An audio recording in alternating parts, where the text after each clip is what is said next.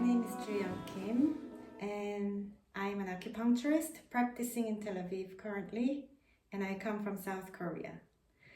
And my personal story, I came into acupuncture in a long and roundabout way.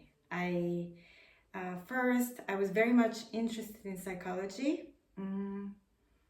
I wanted to learn about people. I wanted to learn in my late teen, early 20s. I had many questions, existential questions about who I am and why I feel that way and how certain people behave certain ways. And that was my quest to find out through psychology.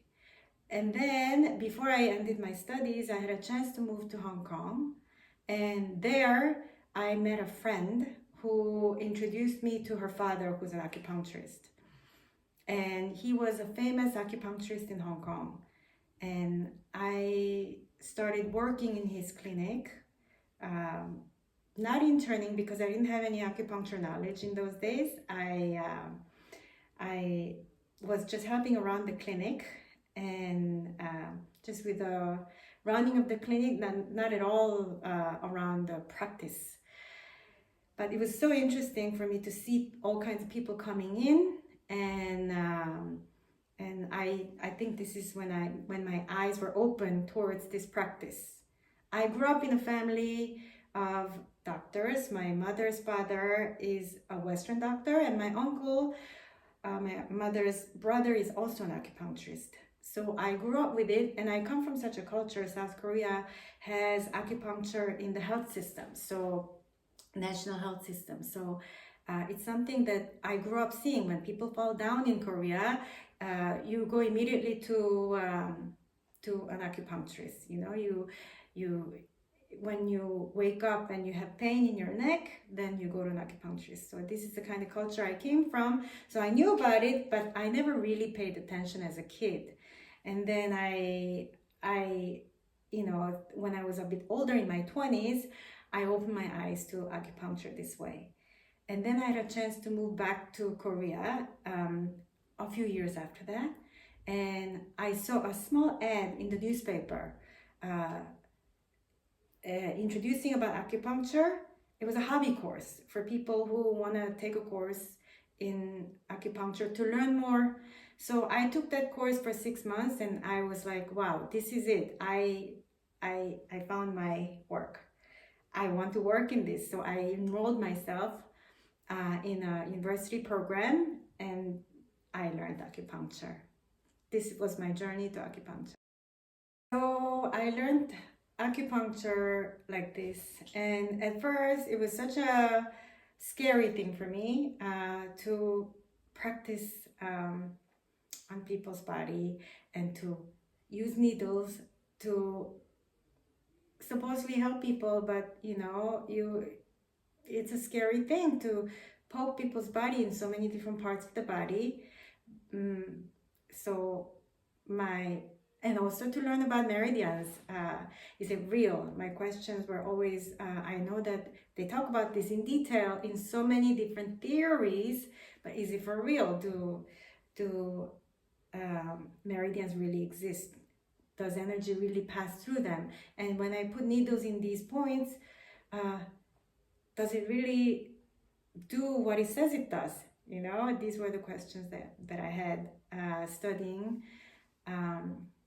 as an acupuncture student. And when I actually started practicing on people, I was still really not sure exactly what I was doing. And that was already 15 years ago. And now I'm an acupuncturist in Tel Aviv. I have my own practice. And more throughout the years, as I practice more in the clinical work, I realized that energy, yes, is real because I see it. It's impossible to not see it. You see that when I put needles in certain ways and I look at people's tongue to make diagnosis, I see that their tongues change throughout the weeks. I see that when I put in needles to make acupuncture inducement for people who are about to give birth, I see that they go into contraction, but in a nice way. I do see that when people come to me for irritable bowel syndromes, I see that their symptoms are regulated. And I see that when people have injuries and I put the needles in their body, that as I learned in school and as I gain more experience in the practice, I see that actually it's working. So it's impossible not to see this actually work. And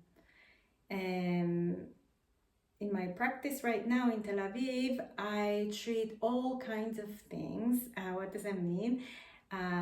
Some might wonder why I am able to treat so many different things. Why I'm not just treating women or for fertility. Why am I not just treating people for their skin?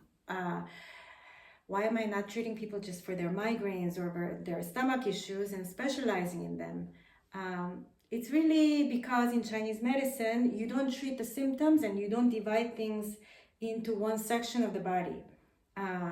You treat a person holistically and you treat the patterns of the illness. For example, if you think about the liver, then the liver patterns can include migraine or stomach issues, or it could be that you get angry. So these are seemingly unrelated things.